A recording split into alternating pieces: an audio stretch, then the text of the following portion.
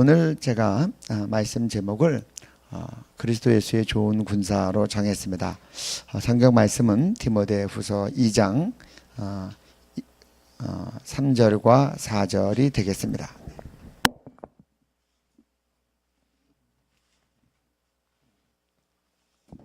성경 말씀을 디모데후서 2장 2절부터 올려주시면 좋겠습니다. 2절부터 해서 6절까지 올려주시면 좋겠습니다. 네. 우리 말씀을 같이 읽습니다. 또 내가 많은 증인 앞에서 내게 들은 바를 충성된 사람들에게 부탁하라. 그들이 또 많은 사람을 가르칠 수 있으리라. 너는 그리스도 예수의 좋은 병사로 나와 함께 고난을 받으라. 병사로 복무하는 자는 자기 생활에 얽매이는 자가 하나도 없나니 이는 병사로 모집한 자를 기쁘게 하려 함이라. 경계하는 자가 법대로 경계하지 아니하면 승리자의 영광을 얻지 못할 것이며 수고하는 농부가 곡식을 먼저 받는 것이 마땅하니라. 네. 디모데후서는 디모데가 쓴 그 유언장 같은 서신입니다. 그리고 자기가 사랑하는 믿음의 아들에게 전한 그런 마지막 서신입니다. 디모데서에서 먼저 그리스도의 좋은 군사를 얘기하기 전에 사도 바울이 디모데에게 증인이라는 말을 씁니다. 내가 많은 증인 앞에서 내게 들은 바를 충성된 사람들에게 부탁하라. 그러면서 충성된 사람이라고 하는 단어를 씁니다. 여러분이 증인이라는 말은, 마트로스라는 말은 이게 순교라는 말과도 같이 인맥이 됩니다. 그 진실을 증언하기 위해서 우리가 죽음을 치를 수 있다는 말입니다. 그런데 이 증인이라는 말과 함께 사도 바울이 강조하는 게 이 충성이라고 하는 말입니다. 충성. 근데 이 충성에 대해서 사도 바울은 또 이제 그렇게 얘기합니다. 주께서 나를 충성되이 여겨 내게 직분을 주셨다. 그러니까 하나님께서 직분을 주실 때에 굉장히 중요한 요건이 충성입니다. 요한계시록에 가면 죽도록 충성하라. 그래야만 생명의 면류관을 내게 주리라. 그렇게 얘기했습니다. 그 충성이라고 하는 도가 그 영어 성경대로 한다면 죽는 시점, 죽는 순간까지를 얘기합니다. 죽도록 충성하라가 내 숙명이 딱 끊어지는 그 포인트까지, 그때까지 충성하라고 그렇게 얘기하는 겁니다. 그러고 나서 3절에 가니까 그리스도 예수의 좋은 병사라고 얘기합니다. 이 사도 바울이 서신을 쓸 때 에베소서에서도 영적 전쟁이라고 하는 말을 쓰고 또 이렇게 하면서 이 로마 군인의 이 모습들을 씁니다. 전신갑주를 설명할 때도 로마 병정의 그런 무장된 모습을 씁니다. 근데 영적 싸움이라는 말도 그 당시 레슬링이라고 표현되어 있는데 그 로마 시대에 이 이제 고위 대작들이 그렇게 이제 싸움을 붙이는 겁니다. 싸움을 붙여서 그 당시에는 이게 뭐 TV 프로그램이나 레슬링이나 권투나 그런 게 없으니까 역사들끼리 싸움을 붙여서 이제 그걸 가지고 스포츠처럼 보고 즐기는 겁니다. 그래서 진 사람은 죽게끔 하는 겁니다. 이것이 이제 그 당시 그 레슬링으로 표현됐던 영적 전쟁의 모습이었습니다. 그래서 그 우리가 영적 전쟁이라는 것도 잘 이해를 해야 될 것이 그 당시 이 레슬링으로 표현됐던 이 투사들과 역사들과의 싸움은 진 사람은 죽이는 겁니다.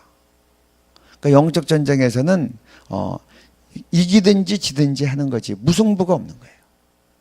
제가 이제 이런 말을 설명드리면서 김일성 주체수상과 이 신앙의 자유를 표방하는 이 기독교적인 우리 믿음과 무승부와 공존은 없다. 그러니까 착각하면 큰일 난다. 가짜 평화에 속아 넘어가서 교회가 힘을 빼면 그때는 이 나라가 적화될 것입니다. 영적 전쟁에서 무승부는 없습니다. 그래서 이게 이제 가짜 평화가 유지된다는 것은 교회가 힘을 상실해서 우리가 복음의 능력이 북한 동포들을 구원하지 못하는 겁니다. 그렇게 되면 그걸로 쭉 지속되지 못하고 이런 레슬링이라고 하는 그 표현대로 진자는 이제 무승부 없이 이긴 자와 진 자로 되어지고 진 자는 죽는 자가 되는 겁니다. 그럼 한국 교회가 조금 있으면 가짜 평화가 지속된다면은 적화되게끔 돼 있습니다. 주사파한테 먹히는 거죠. 그러면 우상에게 절하게 돼 있어요. 그래서 지금 이렇게 유지되고 있는 평화가 끝까지 갈 수 있다고 생각하면 전혀 착각이고, 우리가 복음의 능력으로 마땅히 생명이 죽음을 삼키지 아니하면 거꾸로 역전된다는 겁니다. 그런 것들을 생각하셔야 되고요. 그래서 이 사도 바울이 마지막으로 이 디모데에게 관하면서 또다시 병사라고 하는 얘기를 쓰는 겁니다. 로마 병사의 모습을 그 시대적으로 많이 알려주고 보여줬기 때문에 그것을 샘플링해서 디모데에게 마지막으로 말씀을 주는 겁니다. 네. 근데 그 앞에 로마 병사가 아니고 이스라엘의 군사가 아니고 그리스도 예수의 좋은 병사라고 그렇게 얘기하는 거예요. 그래서 그리스도 예수의 좋은 병사가 있고요. 그 다음에 나와 함께 고난을 받으라, 그런 말이 있습니다. 여러분, 병사라고 하는 말을 생각할 때, 군대라는 것을 생각할 때 처음에 떠오르는 게 뭐가 떠오릅니까? 여러분, 이 군사라고 하는 단어를 들을 때 뭐가 떠오릅니까? 네? 복종. 뭐에 복종하죠? 명령에 복종하고. 네, 감사합니다. 또 떠오르는 게 뭐 있어요? 삶을 떠나는 거. 집을 떠나서 이제 군대로 들어가는 거죠. 또 뭐가 떠올라요? 훈련. 네, 훈련. 네. 지금 여러 가지 말씀하신 것들이 지금 다 이 군사에 대한 키워드들입니다. 우리 명령이라고 얘기하는데, 저는 오늘 이 말씀을 좀 보면서 이제 그런 생각을 했습니다. 나와 함께 고난을 받으라. 고난에 나와 함께 그리스도 예수의 좋은 병사로 나와 함께 고난. 저는 이 고난의 의미에서 이중 고난을 생각합니다. 첫 번째는 우리가 그리스도 예수를 영접하고 예수님과 연합된다는 것이 이 세상에서는 하나의 고난일 수 있습니다. 제가 나중에 설명하겠지만, 또 한 가지는 이 연합전자로 끝나지 않고 군사됐다고 하는 것이 또 고난일 수 있습니다. 물론 체질적으로 이 군사가 몸에 맞는 사람들이 있습니다. 체질적으로 군대가 몸에 맞고 씩씩하고 절도 있게 살아가고, 그리고 상명하복하고, 그리고 이제 치고 나가고, 이런 것들이 체질인 사람들이 있어요. 그래서 육사도 가고 공사도 가고 다 가는 겁니다. 그 저주어서 가지 누가 가겠습니까? 그런 사람들이 있어요. 근데 일반 사람들에게는 민간인이 좋은 겁니다. 일반 사람들은 민간인이 좋은 겁니다.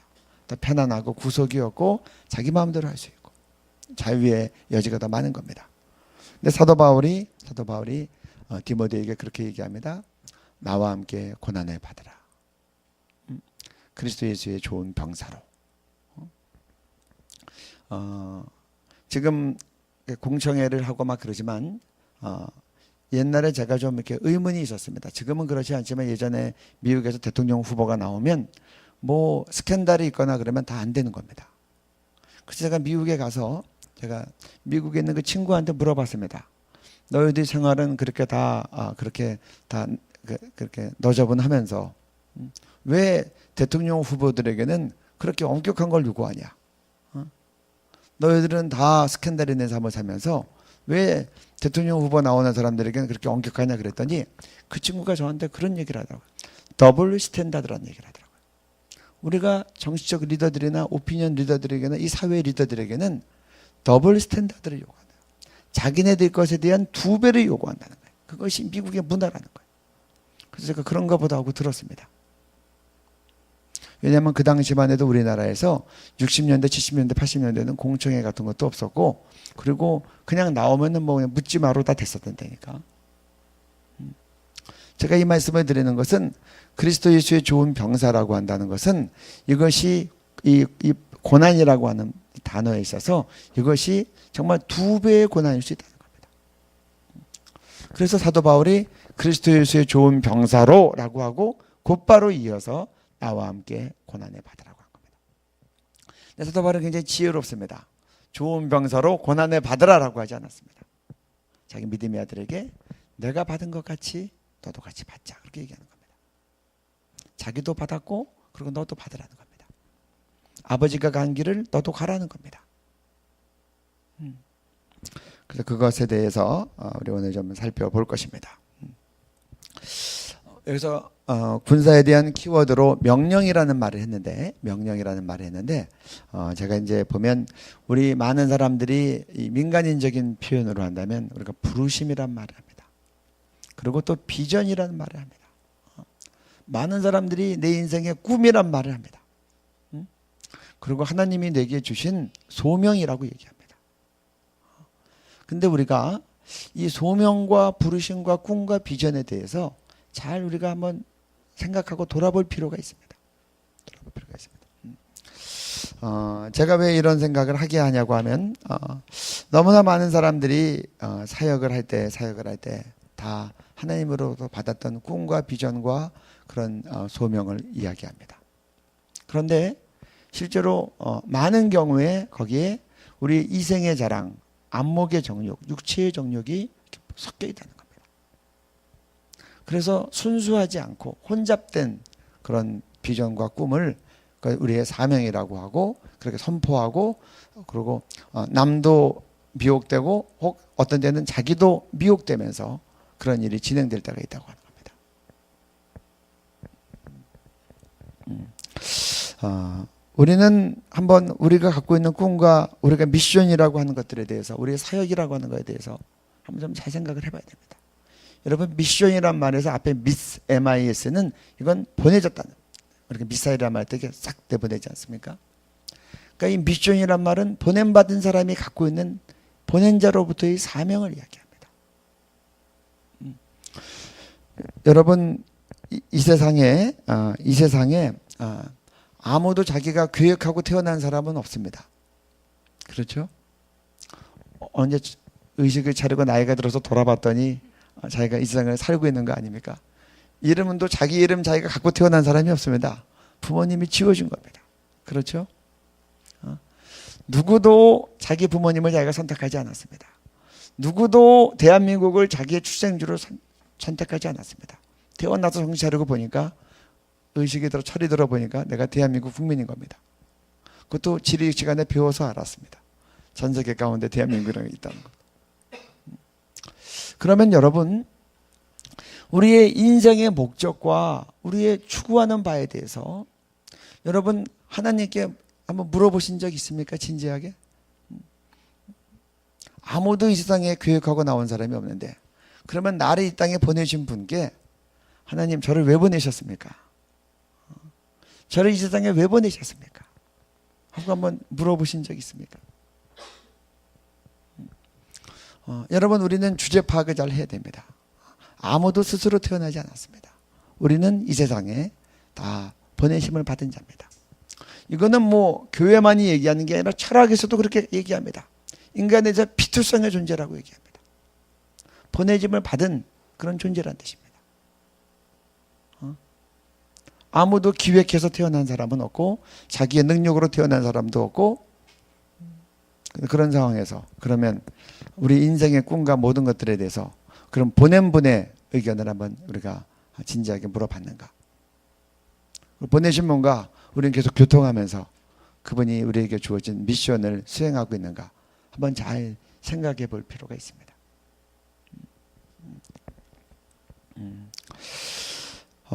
저는 제가 그 중보기도학교 때도 언급했지만 일본 선교사로 나가셨던 변재창 선교사님을 제가 참 이제 존경하고 존중합니다.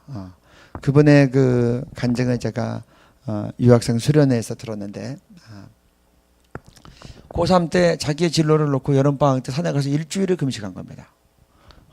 여러분 예전에 우리 선배님들은 고등학교 때도 가서 일주일씩 예수 삶에 있는 청년들은 가서 금식했어요. 왜 금식했냐? 고3이니까 진로를 앞두고 일주일을 금식했더니 하나님께서 응답을 주셨답니다. 요나. 그래서 그 당시는 이제 반일 감정이 지금보다 훨씬 더 안 좋을 때니까 적국의 선교사 그러니까 일본 선교사로 이번에 이제 확신을 얻은 겁니다. 그러고 나서 신학교를 갖고 사역을 잘 하시다가 또다시 교회에 어려움이 있었을 때 다시 하나님의 뜻을 여쭤보러 간 겁니다. 이때는 한 주일 금식 가지고 안 돼서 수주일을 금식하셨다는 겁니다. 그랬더니 하나님께서 그때 다시 주신 대답이 요나. 그래서 그분이 크게 회개하셨답니다. 하나님의 나를 일본 선교사로 부르셔서 내가 신학교를 갖고 또 일본 신학 그리고 일본 선교사를 마음에 품고 있었는데 이제 신학교 나오고 이제 그 본교회에서 이렇게 파송받아서 사역하다 사역이 잘 되니까 그 선교에 대한 부르심을 잊고 있었던 겁니다.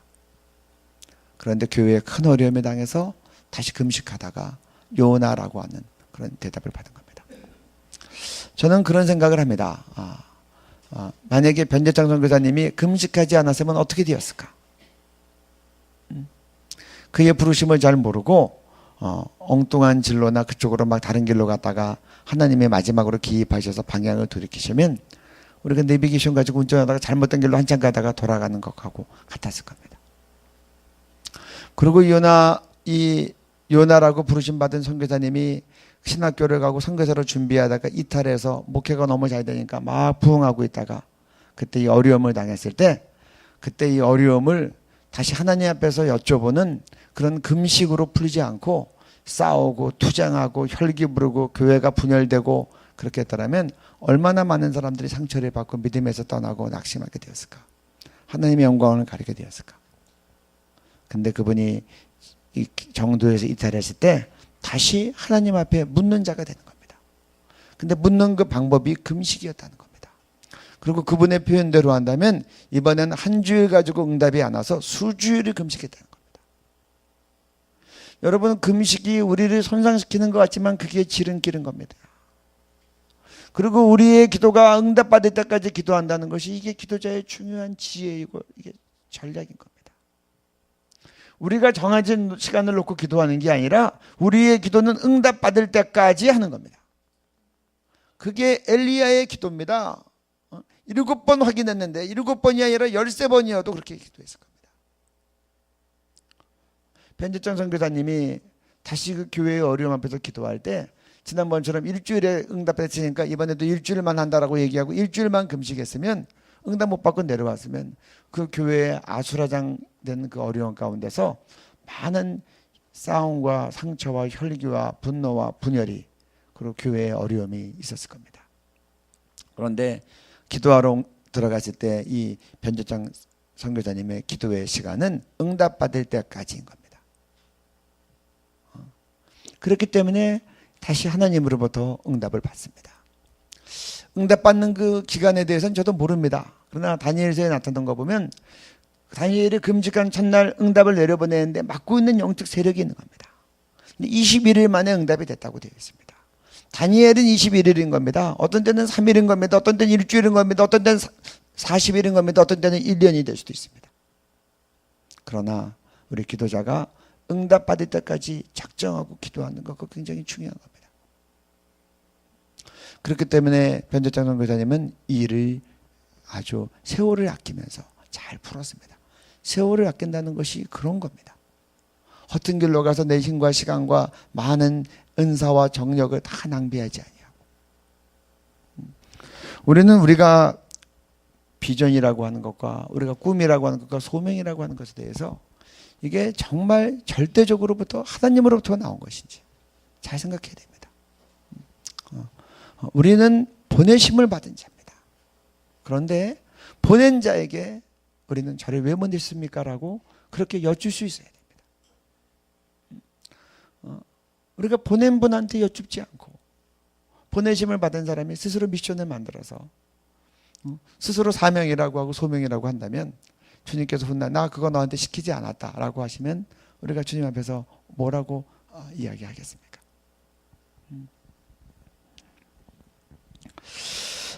두 번째로 성경은 우리에게 그렇게 얘기합니다. 법대로 경계하는 것에 대해서 얘기합니다. 여기 성경 말씀해 보니까 병사로 복무하는 자는 자기 생활에 얽매이는 자가 하나도 없나니 병사로 모집한 자를 기쁘게 하려 함이라. 경계하는 자가 법대로 경계하지 아니하면 이렇게 되어 있어요. 법대로 경계하지 아니하면. 여러분 우리가 법대로 경계한다는 것이 뭡니까? 이게 사역을 하는 사람들에게 굉장히 큰 이게 관건이 됩니다. 사실 이것을 통과하지 않으면 그리스도 예수의 좋은 군사도 될 수 없지만 하나님께서 쓰시는 사람이 될 수도 없습니다. 하나님께서 중요하게 쓰시는 분들에게는 법대로 하는 것에 대해서 얘기합니다.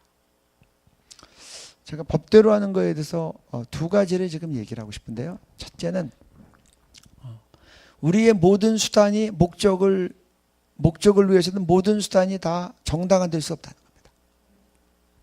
우리가 주의를 할 때도 하나님이 정해주신 매뉴얼대로 해야 되는 겁니다. 그게 성경입니다.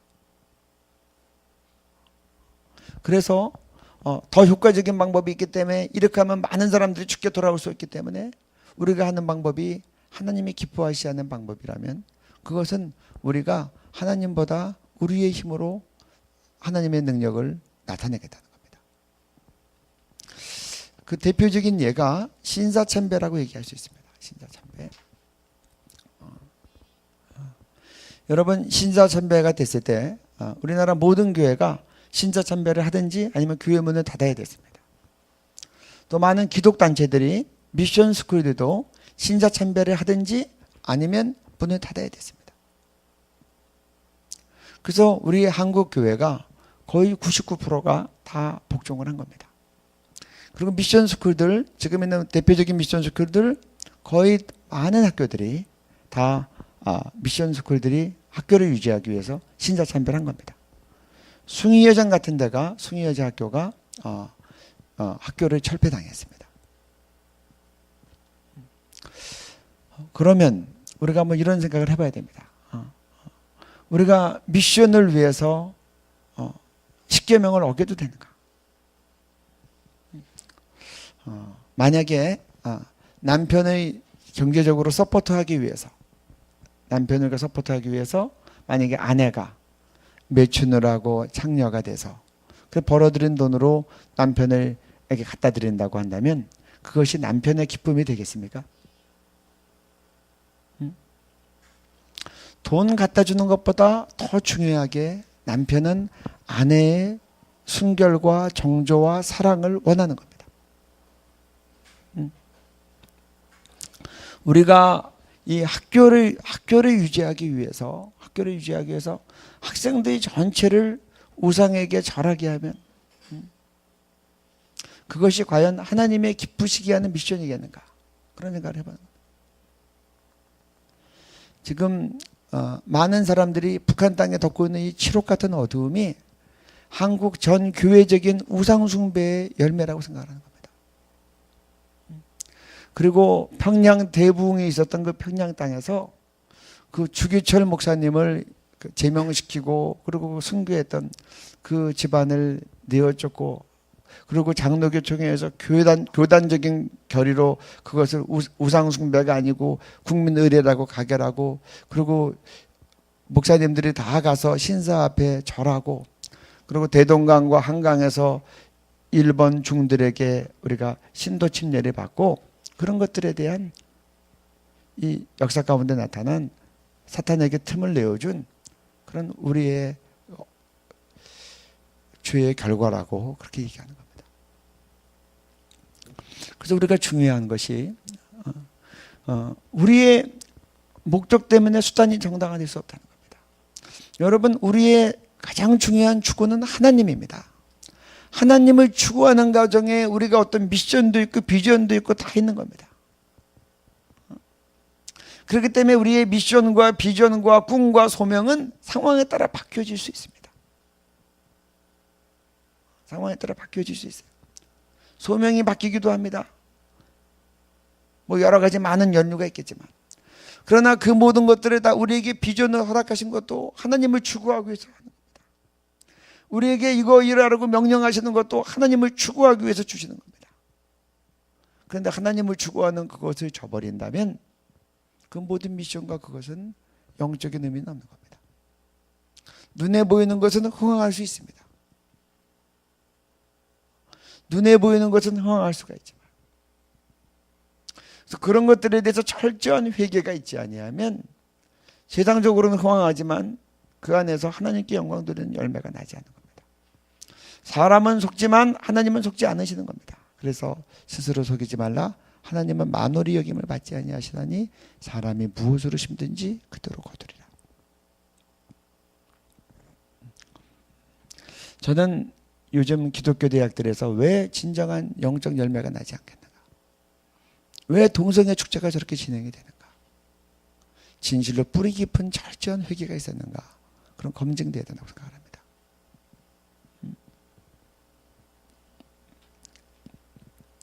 또 한 가지 법대로 하는 것 중에서 하나가 이게 정말 하나님과 영적 권위에 대한 복종입니다. 성령의 인도하심에 대한 복종입니다. 그런데 우리가 내 생각이 하나님의 뜻보다 더 낫다고 생각되면 우리 복종할 수 없습니다. 내가 보기엔 이렇게 나은데 하나님이 그것을 허락하는 것 같지 않고, 영적 권위는 그렇게 얘기하지 않고, 그리고 성경은 그렇게 얘기하지 않는다 그러면 내 자아가 하나님의 기준보다 강하면 그건 이제 우리가 복종하지 못하는 겁니다. 그런데 군사에게 명령에 복종하는 것은 기본입니다. 제가 전방부대에서 근무를 했는데 고참들이 그러는 거예요. 군대에서 이제 제가 대학을 졸업하고 왔으니까 제가 생각이 많을 줄 알고 군대에서 생각하면 안 돼. 그냥 까라면 까는 거야. 그래서 제가 그 얘기를 수없이 들었습니다.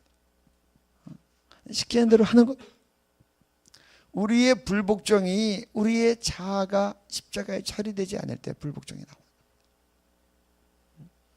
그래서 우리가 이 복종이라고 하는 테스트를 통과하지 않으면 하나님은 통과될 때까지 안 쓰십니다. 그럼 어떻게 됩니까? 재수, 삼수, 구수, 십수, 이십수. 어떤 사람들 그거 통과하지 못하고 그대로 세상을 떠나는 경우도 있습니다. 그래서 법대로 경계한다는 것이 무엇인가? 하나님이 우리에게 주신 어떤 소명과 부르심을 이루기 위해서 우리의 수단과 방법이 다 정당화될 수 없다는 겁니다. 그것이 성경적인가 돌아보는 겁니다. 하나님이 이 방법을 기뻐하시겠는가를 숙고해야 됩니다. 또 한 가지는 이 법대로 한다는 것은 이 군인에게 굉장히 중요한 요청사항은 우리는 복종하는 겁니다.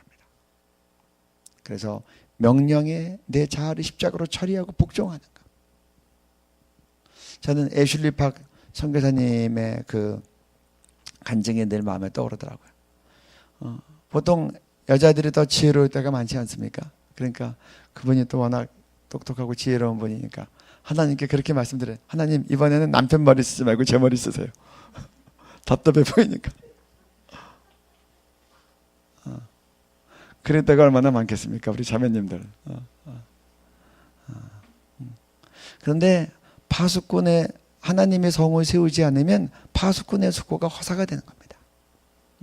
아무리 잔머리가 지혜롭게 보여도 하나님께서 그걸 축복하시지 않으면 그는 하나님의 그 축복을 못 이루는 거예요. 돌아가는 것 같고 최선이 아닌 것 같아도 우리가 그 권위자에 대해서 복종하고 나아가면, 남편 뜻에 순종하면 하나님께서 어리석게 보이는 그 남편의 생각을 축복하셔서 그거에 열매가 있는 겁니다. 여러분, 사과 속의 사과씨는 바보도 셉니다. 그러나 그 사과씨 속의 사과는 하나님만 아십니다. 사과씨를 자꾸 세고 이거 따라가는 사람들이 있어요. 우린 사과씨 속의 사과를 믿음으로 하나님께 맡기는 겁니다. 그게 복종인 겁니다. 그게 권위에 대한 복종인 겁니다. 더 효과적인 방법이 있지만 참고 성경에 명백하게 위배되지 않으면 복종하는 겁니다.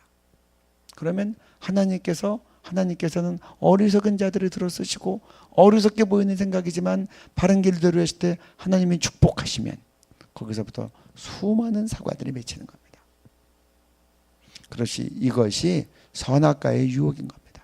내가 볼 때 보암짐도 하고 먹음직도 하고 탐스럽기로 한데 그거 따먹지 않고 하나님의 말씀에 순종하는 겁니다.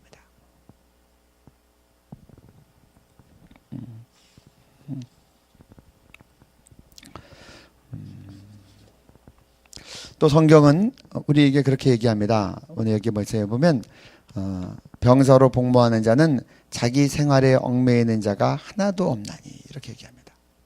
이는 병사로 모집한 자를 기쁘게 하려 함이니라. 저는 이제 군대 생활을 하면서 이런 것들을 잘 많이 생각하게 됩니다. 여러분, 이 군인이 된다는 것은요, 저는 이렇게 철책부대도 있었고 막 그랬기 때문에 갑자기 비상이 걸립니다. 그러면 우리들은 영내에 있으니까 그냥 밤에 자다가도 비상 걸리면 완전 군장하고 나오면 되는데, 이제 이 직업 군인들은 다 부대 밖에 집이 있습니다.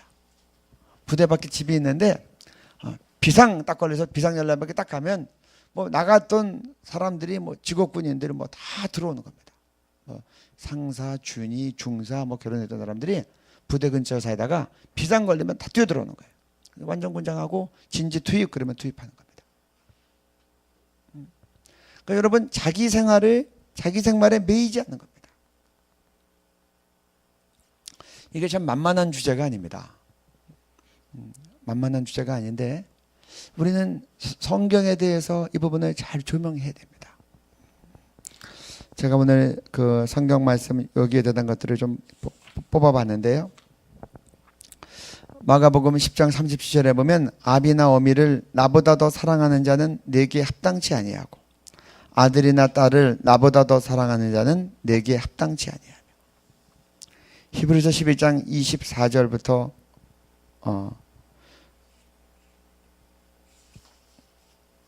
이렇게 되어 있습니다. 여기 그 마태복음 10장 30절에 보면 아비나 어미를 나보다 더 사랑하는 자는 내게 합당치 아니하고 아들이나 딸을 나보다 더 사랑하는 자도 내게 합당치 아니하며. 이렇게 되어 있습니다. 여기 보면 뭐 친척, 뭐 본토, 뭐 땅, 전토 다 포함되는 거죠.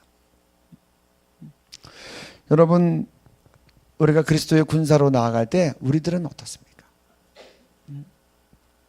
이 그리스도의 제자의 초청이 우리가 우리의 생활에 매이지 않는다는 것을 얘기할 때 이 군사된 자의 특징을 잘 얘기하는 겁니다. 그러니까 여러분 우리가 주님 앞에서 마지막에 부르심을 받을 때 이 가족이라고 하는 혈연의 끈을 뛰어넘는 것을 얘기하시는 겁니다. 제가 이 가족이라고 하는 혈연의 끈을 얘기한 것은 사실 어떤 사람은 가족보다 더 가까운 사람이 있을 수 있어요. 그렇지 않습니까? 우리에게 가족보다 더 가까운 사랑의 끈이 있어도 오늘 여기 성경은 그렇게 얘기하는 자기 생활에 얽매이는 자가 없으니 모집한 자를 기쁘시게 하니라. 하나님 우리에게 명령하셨을 때 우리의 생명만이 아니고 우리의 내가 주님 앞에 명령으로 나아갈 때 나에게 얽매이는 것이 하나도 없다는 것을 그렇게 얘기하는 겁니다. 이거는 참 우리에게 그 많은 것을 생각하게 합니다. 내가 주님을 섬기고 군사된 자가 있을 때 나를 얽어매는 것이 있는가? 주께서 나에게 어떤 명령을 내리셨을 때 주님께서 비상소집을 했을 때 나에게 얽어매는 것이 있는가? 좀 돌아봐야 됩니다. 저는 이제 그 군대에 있을 때도 그렇고 뭐 지금도 그렇지만 그런 생각을 가끔 합니다. 전쟁에 나서 총알이 비오듯이 할 때 이제 적진을 향해서 돌격 앞으로 했을 때 내가 제일 앞줄에 있으면 난 어떻게 해야 되나? 우리는 철이 삼각지라고 해서 피해 능선이라 그래서 굉장히 이 철원 삼각지 이 지역을 뺏고 뺏기고를 수없이 했던 6.25 때 그런 진지입니다. 제가 종합훈련을 받으면 겨울에 한 달 동안 텐트 생활하면서 훈련을 뛰는 겁니다. 그러면 뭐 주로 그런 훈련이죠. 실전일 때 내가 뛰어나가면 분명히 총알 맞이될 때 그때 돌격 앞으로 하면 우리는 어떻게 해야 되나? 나는 어떻게 해야 되나? 그런 생각해야 됩니다. 병사라는 것은 그런 것을 생각하면서 살아요. 그리고 돌격 앞으로 했을 때 아무 생각 없이 명령 내리면 뛰어나가는 자로 훈련되는 게 군인인 겁니다. 나는 그렇게 훈련되어 있는가? 돌격 앞으로 했을 때 제일 마지막 군대면 죽지 않고 살아서 진지를 탈환할 가능성이 높겠죠. 그러나 그렇지 않고 나는 뛰어나가면 일선이라 틀림없이 총알 맞고 쓰러질 수밖에 없을 때 그때 우리의 생각은 어떤가를 생각하는 겁니다. 그런데 이 육신의 군대들은 그렇게 한다는 겁니다. 그렇게 한다는 겁니다. 그러니까 저는 그들을 보면 참 훌륭하게 생각이 됩니다. 왜 훌륭하게 생각이 되느냐? 미래에 대한 아무런 보장이 없는데 그리고 이 전쟁의 승리에 내가 동참할 수 있다고 하는 그런 것들이 보장되지 않았는데 그들은 명령에 순종해서 그렇게 하는 겁니다. 그러나 최일선에서 부르심 받았던 사도 바울이나 모세나 그런 자들은 하나님께서 상주심을 보여주시고 그렇게 하신 겁니다. 여러분 성경 말씀을 제가 보면요,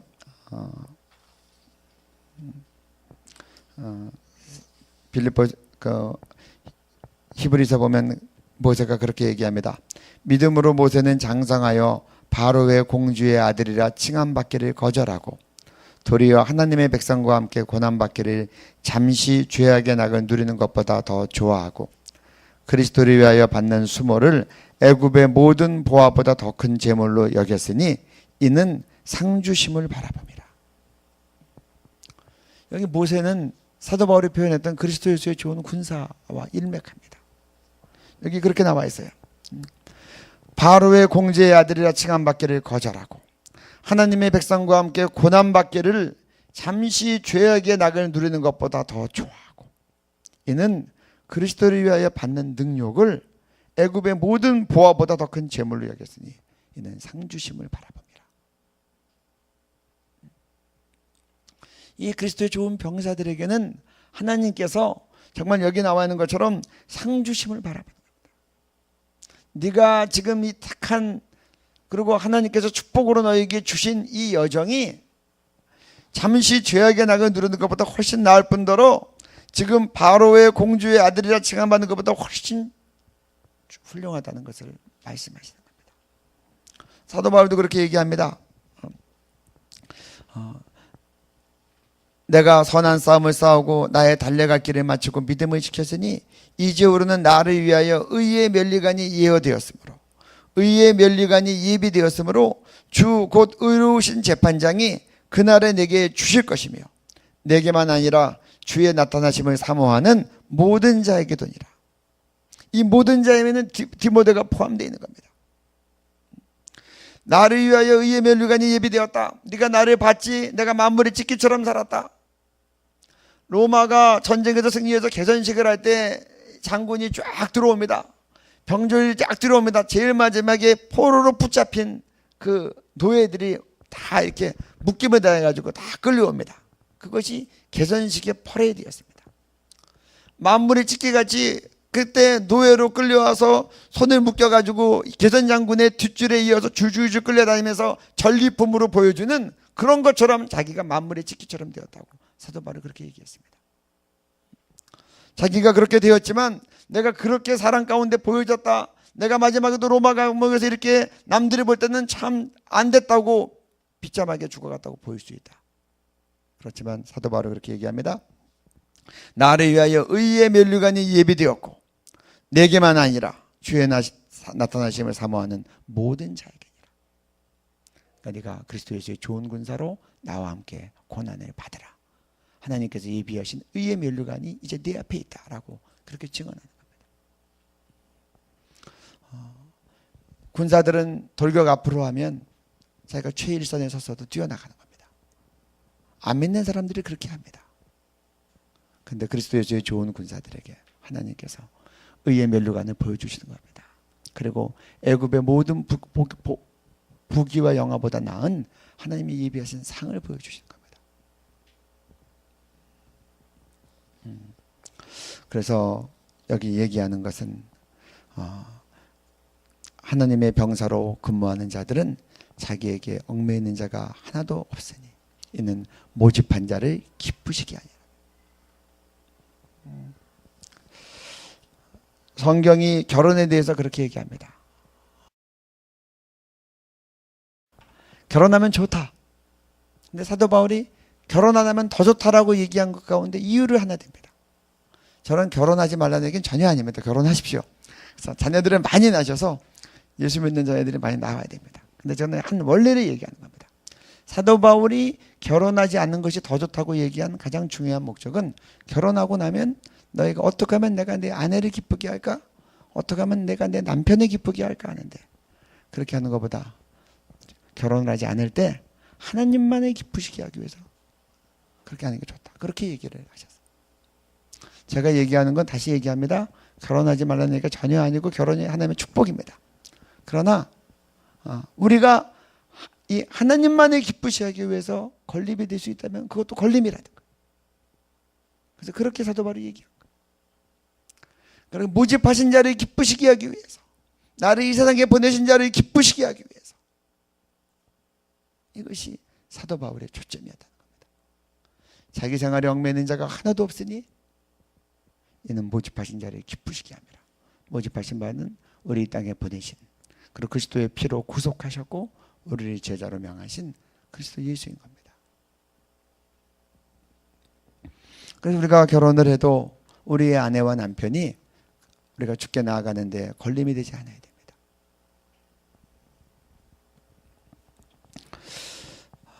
이렇게 표현된 대로 성경은 우리에게 이런 영생과 상급과 면리관을 그렇게 이야기합니다. 또 우리가 받는 고난, 여기 이야기하는 이 고난에는 우리가 군사된 고난 이외에도 우리는 존재적으로 우리의 우리가 그리스도 영접하고 나면 우리의 존재적으로 우리는 고난의 길을 걸어가게끔 되어 있습니다. 왜 그렇습니까? 요한복음 1장 5절에 보면 그렇게 나와 있습니다. 빛이 어두움에 비치되 어두움에 깨닫지 못하다.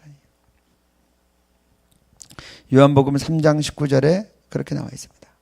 그 정죄는 이것이니 곧 빛이 세상에 왔을 때 사람들이 자기 행위가 악함으로 빛보다 어두움을 더 사랑한 것이니라.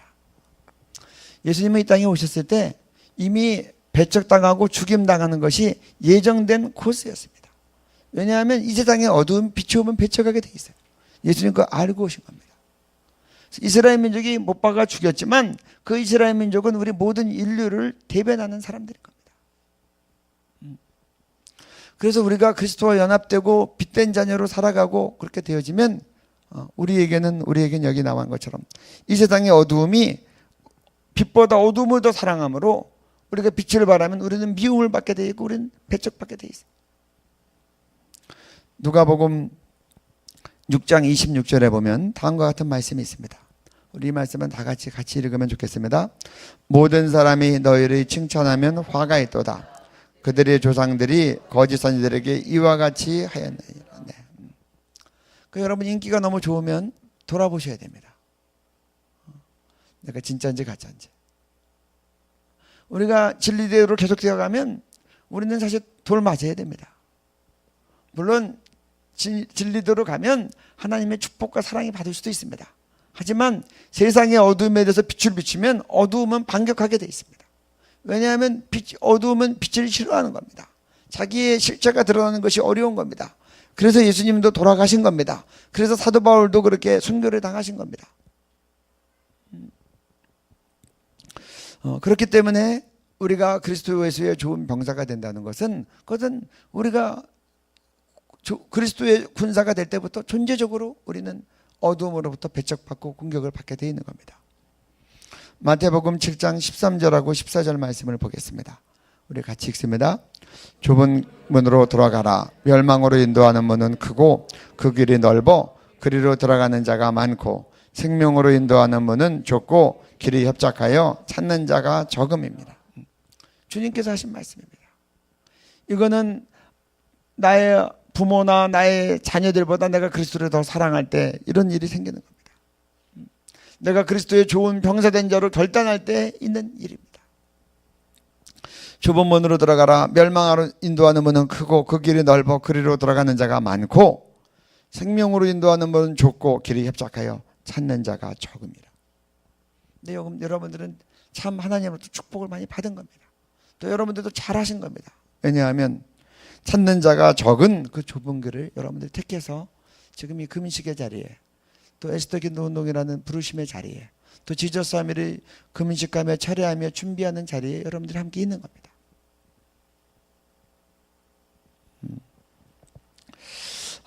저는 우리가 그리스도 예수의 좋은 병사로 부름받는다는 것이 과연 무엇인가?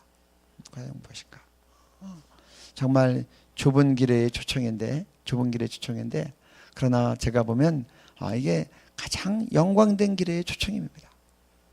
여러분 인생은 잠깐 살다 하늘나라 가는 겁니다. 하늘나라 가는. 저는 편안하고 좋을 때는 참 이렇게 오래 사는 것이 축복이라고 생각했어요. 근데 동성애하고 하도 치열하게 싸우니까 누가 건강한 게 오래 살으셔야죠. 그래서 왜요? 그랬더니 동성애랑 끝까지 싸워야 되니까요. 그래서 제가 속으로 네가 건강해서 네가 끝까지 오래 싸워라. 나는 어느 정도 하다 하늘 날아가서 쉴 테니까. 솔직히 그런 마음이 들더라고요. 근데 돌이켜보면 이보다 더 귀하고 중요한 일이 있을까? 그리고 이런 일에 부름받았다고 하는 것보다 더 큰 축복이 있을까? 그런 생각을 하는 겁니다. 성경에 보면 어떤 사람이 밭에 가서 밭을 밭에서 큰 보물이 나오는 겁니다. 이 사람이 어떻게 했습니까? 그 보물을 다시 땅에 묻어둡니다. 그리고 집에 가서 자기의 전 소유를 팔아서 그 밭을 사는 겁니다. 또 진주상 이야기가 나옵니다. 어떤 사람이 정말 귀한 진주를 발견한 겁니다. 가서 자기의 모든 소유를 팔아서 그 진주를 사는 겁니다. 여러분, 일생은 잠깐입니다. 살아온 길을 돌아보면 잠깐이지 않습니까? 남은 생도 살아보면 잠깐일 겁니다. 그런데 우리 죽음 뒤에 있는 것은 영생이라는 겁니다. 탈무드에 보면 그런 말이 있습니다. 인생은 다리와 같다. 지혜로운 사람은 어리석은 사람은 다리를 건너간다. 어리석은 사람은 다리에 집을 짓는다. 근데 지혜로운 사람은 다리를 건너간다고 되어 있어요. 그러니까 정말 지혜로운 사람은 하나님께서 우리에게 주신 일생을 들여서 예수 그리스도라고 하는 진주를 사는 겁니다. 정말 지혜로운 사람은 하나님이 주신 내 모든 영역을 다 들여서 그 보물이 담겨있는 그 밭을 사는 겁니다. 그것이 그리스도 예수의 좋은 병사된 길이고 그 삶인 것입니다. 그래서 후로는 나를 위해 의의 면류관이 예비되었다고 하는 사도 바울의 고백이 그리스도 예수의 좋은 병사로 그리고 고난의 기쁨으로 달려갔던 사도 바울의 마지막 고백이었던 겁니다. 우리가 그리스도 병사로 마지막 우리의 남긴 말을 할 때 우리도 같은 말을 이렇게 할 수 있겠습니다. 마지막으로 이 말씀 읽고 말씀을 마치겠습니다. 나는 선한 싸움을 싸우고 나의 달려갈 길을 마치고 믿음을 지켰으니 이제 후로는 나를 위하여 의의 면류관이 예비되었으므로 주 곧 의로우신 재판장이 그날에 내게 주실 것이며 내게만 아니라 주의 나타나심을 사모하는 모든 자에게 도니라. 아멘. 우리 같이 말씀을 생각하면서 기도하시겠습니다.